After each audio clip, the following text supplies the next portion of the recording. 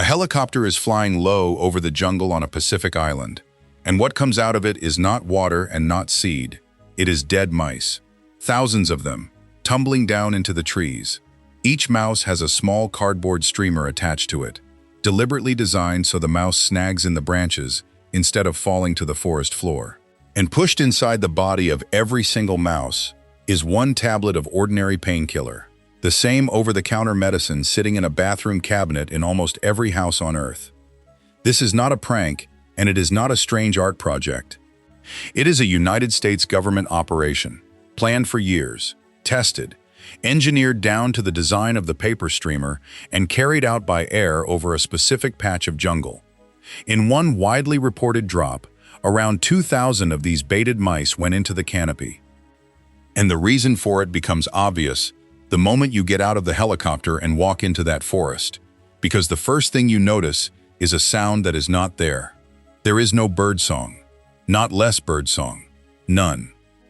You can stand in dense tropical forest on the island of Guam, surrounded by thick green growth, in a place that should be one of the loudest environments on the planet, and hear nothing but insects and your own breathing. People who visit describe it as unnerving in a way that is hard to explain until you have felt it. The forest looks completely alive and sounds completely dead. Locals have a name for it. They call it the silent forest. Something took every bird out of that jungle, and it did it so quietly and so completely that by the time anyone understood what was happening, it was already far too late to stop it. The story starts sometime around the end of the Second World War. Guam is a small island in the Western Pacific, a United States territory, and during and after the war it became an enormous hub of military activity. Ships and aircraft moved through constantly, carrying cargo and equipment from bases all across the Pacific theater. And somewhere in that flow of crates and machinery, almost certainly in a cargo hold coming from the islands to the south, something came along as a stowaway. It was a snake, a brown tree snake, native to parts of Papua New Guinea, Indonesia, northern Australia, and nearby islands.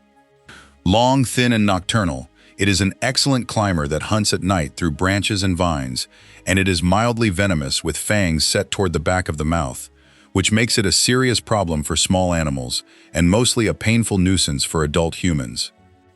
In its home range, the brown tree snake is a normal part of the ecosystem, kept in check by the predators, competitors, and diseases it evolved alongside. On Guam, it walked into a situation no snake has ever been handed. Guam had no native snakes at all. None. The birds, lizards, and bats of that island had spent their entire evolutionary history on a landmass where a climbing nocturnal predator that hunts nests in the dark simply did not exist. They had no instinct to fear it. They had no defensive behavior against it. A bird that nests in the open on a branch, sleeping through the night, was not making a mistake by island standards. It was doing what had always been safe. And there was food everywhere. Birds, eggs, chicks, lizards, small mammals, all of it abundant, all of it defenseless.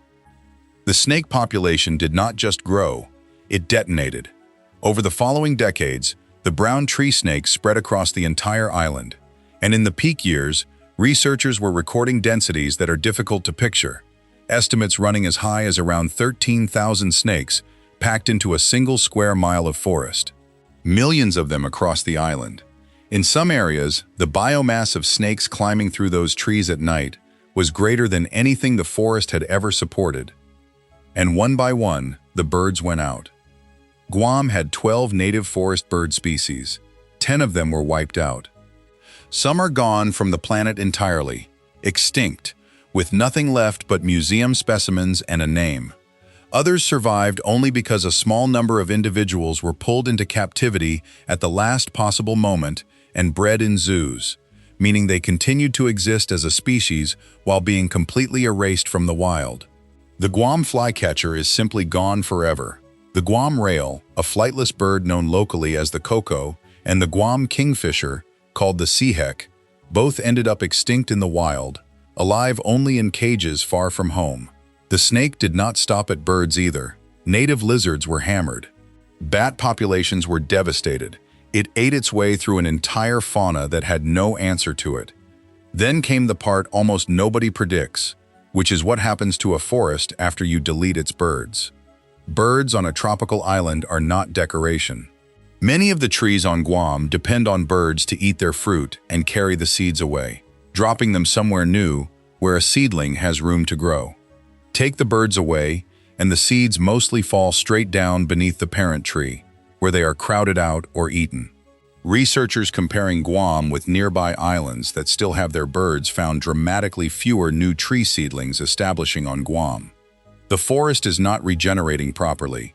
It looks lush because the mature trees are still standing, but the next generation of forest is not arriving the way it should. That is a slow-motion collapse that plays out over the lifespan of trees rather than years, and it is already underway. Then there are the spiders. With no birds eating them and no birds competing for the same insects, spider populations on Guam went up enormously. Scientists comparing Guam to neighboring islands found many times more spiders and vastly more webs, to the point where walking through the jungle means constantly pushing through webs strung across every gap. An island that lost its birdsong gained a forest full of spiders. That is what a missing link in a food web actually looks like on the ground. And the snake did not stay in the jungle. Brown tree snakes are superb climbers, and the things people build are full of climbing opportunities.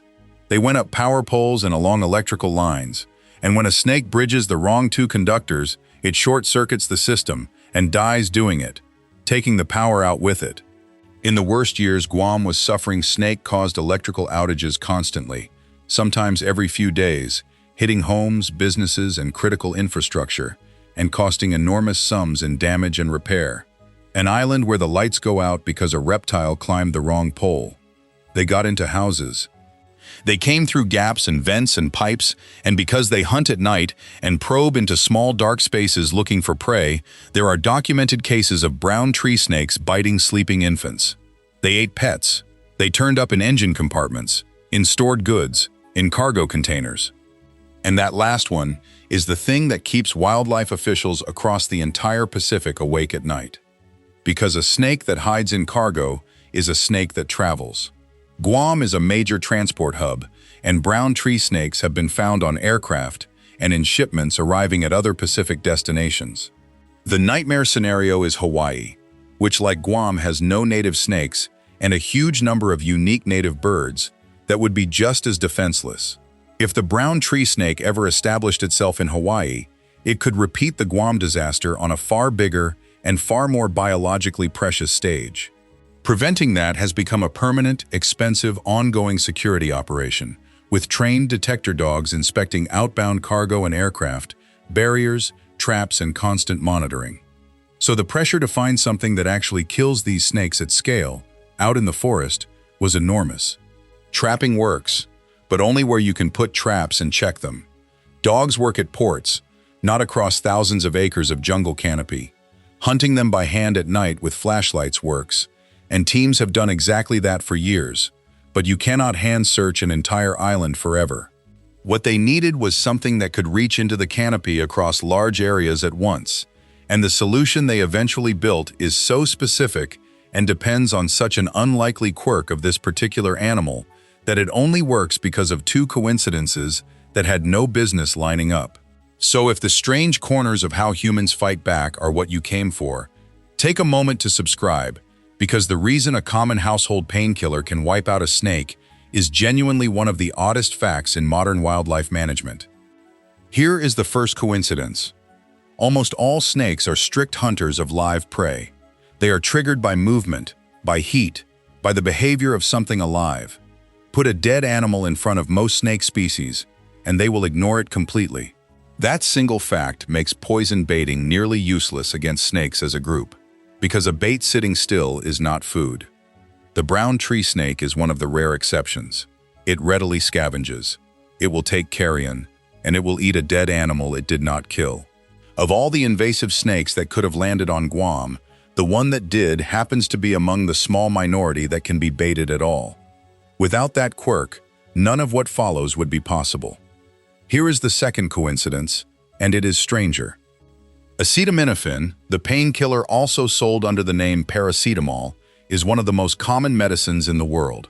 In humans and other mammals, it is processed by the liver and, at normal doses, is safe enough to be sold without a prescription in nearly every country. In the brown tree snake, it is lethal. A dose of about 80 milligrams, a fraction of what an adult human might take for a headache, reliably kills one. It interferes with the ability of the blood of the snake to carry oxygen, and the animal dies from the inside out. Nobody designed this.